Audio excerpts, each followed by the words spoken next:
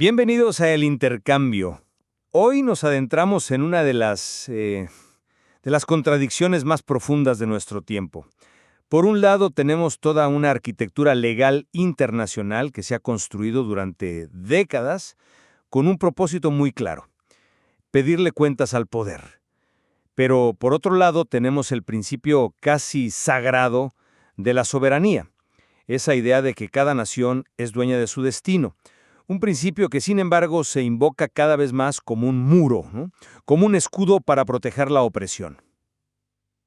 Y justo esa tensión, creo yo, nos obliga a plantear la pregunta fundamental que recorre los textos que analizamos.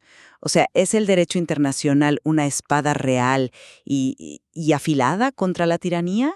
¿O es más bien un escudo que los propios tiranos han aprendido a usar a su favor? Porque, a ver, cuando un régimen coopta todos los poderes y subyuga a sus ciudadanos, ¿qué significan realmente palabras como soberanía o autodeterminación del pueblo? Mi postura es que las reglas del juego han cambiado, y de forma irreversible. Yo sostengo que esta red de leyes globales, con herramientas muy concretas como la jurisdicción universal y la Corte Penal Internacional, pues, ha creado un nuevo paradigma.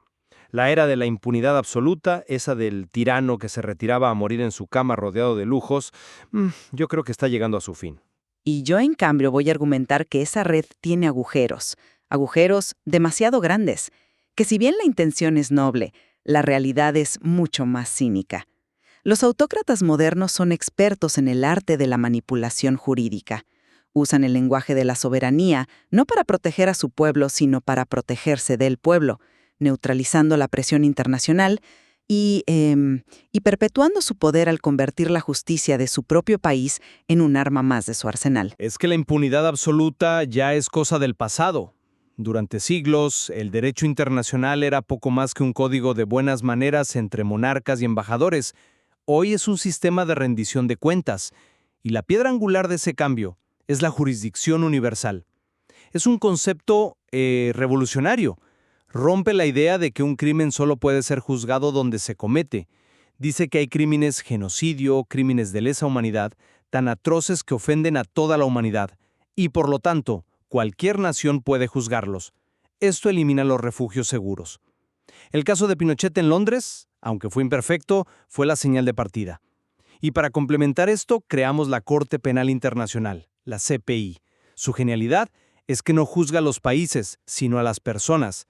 Y aquí viene el golpe de gracia. El artículo 27 del Estatuto de Roma dice sin rodeos que ser jefe de Estado no te da inmunidad. Esto lo cambia todo. La soberanía ya no es un derecho divino de los reyes. Es un préstamo que el pueblo le hace a un gobernante. Y cuando un tirano masacra a ese pueblo, no está ejerciendo soberanía. Está cometiendo un fraude, está violando los términos del contrato y el derecho internacional existe para cobrar esa deuda. Entiendo perfectamente el argumento de la estructura legal, pero la realidad en el terreno es, bueno, mucho más cínica. ¿Esa revolución que describes no se queda un poco en el papel? Porque lo que vemos es una contrarrevolución, una instrumentalización brutal de esos mismos conceptos. Los tiranos de hoy no ignoran el derecho internacional, al contrario, lo estudian para ver cómo darle la vuelta. Toman las palabras, soberanía y autodeterminación y las vacían por completo de su significado democrático. La autodeterminación del pueblo se convierte en un eslogan para justificar el derecho del régimen a hacer lo que quiera sin interferencia. Y su primera movida para garantizar la impunidad no es afuera, es adentro. La captura total del poder judicial. Lo vemos en todo el mundo, pero especialmente en América Latina, donde la confianza en la justicia es bajísima, a veces por debajo del 25%. Cuando la gente no cree en sus jueces, el Estado de Derecho es una fantasía. Y esto anula la pieza clave de la CPI, el principio de complementariedad. Este principio funciona como un médico de emergencias. La CPI no interviene si el médico local, o sea, la justicia del país, está haciendo su trabajo. Pero si el médico local es cómplice o simplemente no tiene las herramientas, la CPI interviene para salvar al paciente, que es la justicia. El problema es que los regímenes autocráticos crean un sistema judicial que, en apariencia, funciona. Tienen jueces, fiscales, sentencias. Formalmente quieren y pueden juzgar, pero su función real es encarcelar opositores y absolver a los amigos del régimen. Crean un teatro de justicia para bloquear al médico de emergencias. Pero incluso ese teatro tiene un costo. La CPI y la jurisdicción universal no son tigres de papel. La mera existencia de una orden de arresto internacional, incluso si no se ejecuta de inmediato, es una mancha imborrable. Limita la capacidad de un líder para viajar, para negociar, para ser visto como un igual en el escenario mundial. Figuras que antes se paseaban por el mundo con total impunidad, hoy tienen que revisar si el país que visitan es firmante del Estatuto de Roma. Y más allá de eso, las cifras son brutales. Estamos hablando de que casi la mitad de los dictadores que cayeron entre 1946 y 2012 terminaron en la cárcel, exiliados o muertos. La mitad. La idea de jubilarse pacíficamente en un palacio se está convirtiendo en una fantasía peligrosa para ellos. La justicia, ya sea nacional o internacional, los está alcanzando. Esas cifras son un arma de doble filo, porque si le damos la vuelta, esas mismas estadísticas que citas revelan que la otra mitad, un 45.7%, no sufrió ningún castigo. Es prácticamente un cara o cruz, ¿no? Y la aplicación de esa justicia depende por completo de la voluntad política de otros países, que muy a menudo tienen intereses geopolíticos más importantes que la justicia abstracta. Mencionas a Pinochet, pero ese caso es el ejemplo perfecto de miseria y grandeza. La grandeza fue el precedente.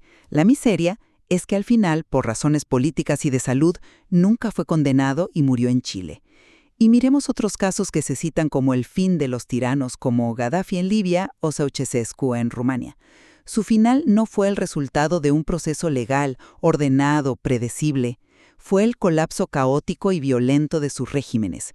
Eso no me demuestra la fortaleza del sistema internacional, me demuestra su debilidad. La justicia no llegó. El poder simplemente se desmoronó de la forma más sangrienta posible. Pero ese desmoronamiento no ocurre en el vacío. Está directamente ligado a la pérdida total de legitimidad que el derecho internacional acelera. Un líder bajo investigación por crímenes de lesa humanidad es un paria. Le cuesta más conseguir aliados, créditos, apoyo. La presión legal alimenta la presión política y social que lleva al colapso. Y eso nos trae de vuelta al verdadero significado de la soberanía. La soberanía, en el siglo XXI, es condicional. Está condicionada al respeto de los derechos humanos. Cuando un gobierno usa el aparato del Estado para masacrar a su gente, pierde su asiento en la mesa de las naciones civilizadas. Deja de ser un soberano y se convierte, en términos legales, en un criminal a escala masiva. La autoridad no emana del cañón de un arma, emana del consentimiento de los gobernados. Si rompes ese pacto, pierdes tu legitimidad. Es una bonita teoría, pero los tiranos no leen teoría política, leen manuales de poder. Y en esos manuales, la definición de soberanía que importa no es la moderna y condicionada, sino una mucho más antigua y brutal. La del jurista alemán Carl Schmitt, quien decía que soberano es quien decide sobre el estado de excepción.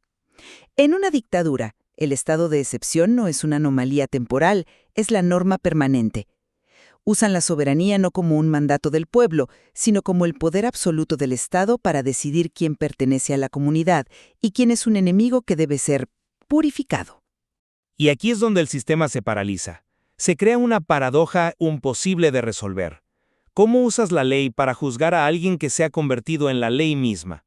¿Cómo aplicas las reglas a quien tiene el poder de reescribir las reglas cada mañana? Entiendo la paradoja, pero si el ataque legal frontal es bloqueado, se le ataca por los flancos. Y el flanco más débil de todo tirano es su bolsillo. La impunidad económica también se está terminando. Se acabó esa idea de que un dictador podía saquear las arcas de su país y luego disfrutar de una jubilación dorada en la Ribera Francesa. Iniciativas como STAR, la Iniciativa para la Recuperación de Activos Robados del Banco Mundial y la ONU, están cazando ese dinero. Están trabajando con los bancos suizos, con los paraísos fiscales, para cerrarles las puertas. Ya no es tan fácil esconder el botín. Y cuando logramos recuperar más de $1.000 millones robados por Fernando Marcos en Filipinas o una cantidad similar de Sani Abache en Nigeria, el mensaje que se envía es potentísimo: tu dinero ya no está seguro. Y para un cleptócrata esa es una amenaza existencial. Es un argumento fuerte, pero hay que ponerlo en perspectiva. Mencionas el caso de Marcos, pero veamos la realidad completa de esa supuesta victoria. El proceso para recuperar esos activos ha durado más de 30 años. 30 años. Para la generación que sufrió bajo su dictadura, la justicia llegó demasiado tarde. Y mientras los abogados peleaban en cortes de todo el mundo, la familia Marcos no solo evitó la cárcel, sino que usó parte de esa fortuna para rehabilitar su imagen y regresar al poder. Hoy, el hijo del cleptócrata es el presidente de Filipinas. Entonces, yo pregunto, ¿qué clase de disuasión es esa? Y luego está la escala del problema. Las cifras que mencionas, 1.000 millones aquí, 1.000 millones allá, suenan impresionantes. Pero las estimaciones del flujo de dinero ilícito global alcanzan los 1.6 billones de dólares al año. Lo que se recupera, con un esfuerzo titánico, es una gota en el océano. La cleptocracia, tristemente, sigue siendo un negocio extraordinariamente rentable. No estoy de acuerdo con que sea una gota en el océano. Cada dólar recuperado es una victoria. Es dinero que puede volver a escuelas y hospitales. Y aunque el proceso sea lento, cada caso crea un precedente, hace el sistema más rápido y eficiente para la próxima vez. Es una lucha generacional, sin duda, pero la dirección es clara e inequívoca. Esta discusión confirma que, aunque los desafíos son enormes, la estructura legal global ha erosionado la impunidad de forma irreversible. La soberanía ya no es un cheque en blanco para masacrar y robar. La combinación de la justicia penal internacional y la persecución financiera global ha creado una nueva realidad. La rendición de cuentas ya no es una utopía, es una amenaza tangible, y el destino histórico de los tiranos se inclina, cada vez más, hacia el deshonor, la prisión o el exilio. Yo creo que nuestro intercambio lo que subraya es la brecha, a veces insalvable, entre la ley escrita y el poder político crudo.